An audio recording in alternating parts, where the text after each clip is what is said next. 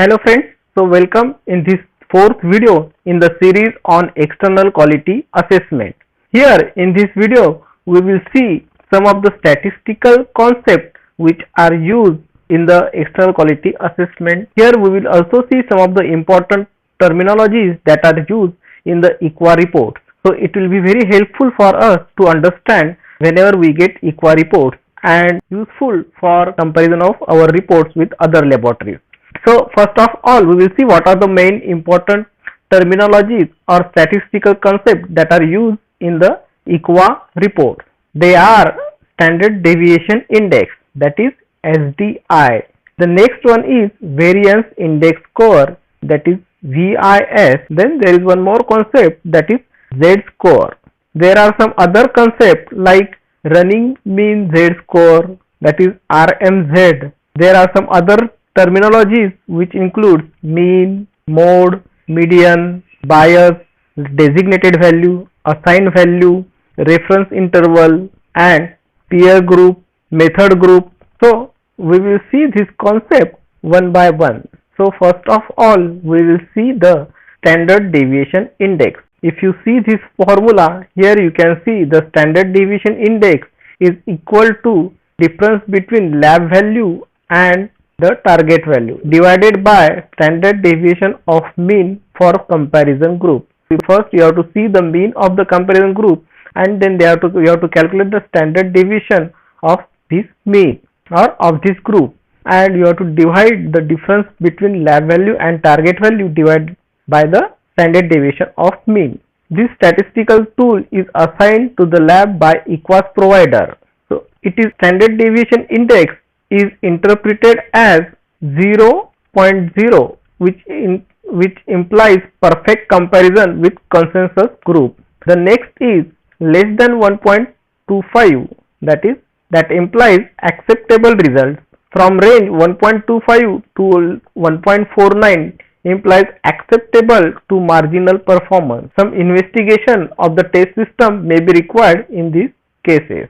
If the performance or SDI score is between 1.5 to 1.99, which shows marginal performance. If the standard deviation index is between 2 to 3, it implies warning signal, and investigation of test system is recommended in all such cases. If the standard deviation index is more than 3, it implies unacceptable performance or the action level. Now the next statistical concept in EQA report is variance index score.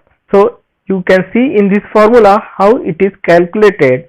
It is expressed in percentage, that is percent variation is equal to difference between participant result and group mean divided by the group mean multiplied by 100, or it is expressed in percent. So variance index score will be finally percent variation divided by desired CV into 100. Now how this VIS is interpreted? If the VIS score is less than 100, it implies very good performance. If it is between 100 to 150, it shows good performance. If it is between 150 to 200, it implies satisfactory performance. And if the VIS score is more than 200, it is an not acceptable performance. So now whenever we see the EQA report, sometimes it may show the comparison of individual laboratories report along with the peer. There will be different types of peer group. It may be the group using the same methodology, it may be the group which are using the same equipment, or it may be the group which are using the same technique.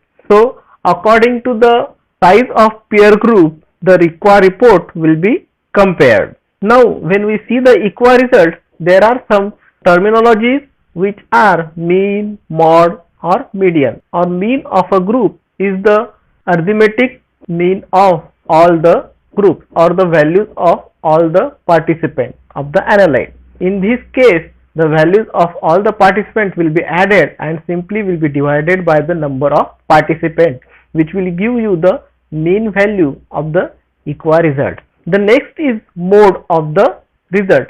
Mode is the most commonly occurring value in the EQA report. So it will show the value which is most commonly reported by the comparator group. The next one is median. Median will be the value which is at the center place of the group value. So when the groups are arranged in the ascending or descending order of the values, the central value will be regarded as the median value. There is one more concept which come across in many of the EQA reports, that is the Z-score, and most of the EQA report uses this Z-score as a mean of acceptable or not acceptable result.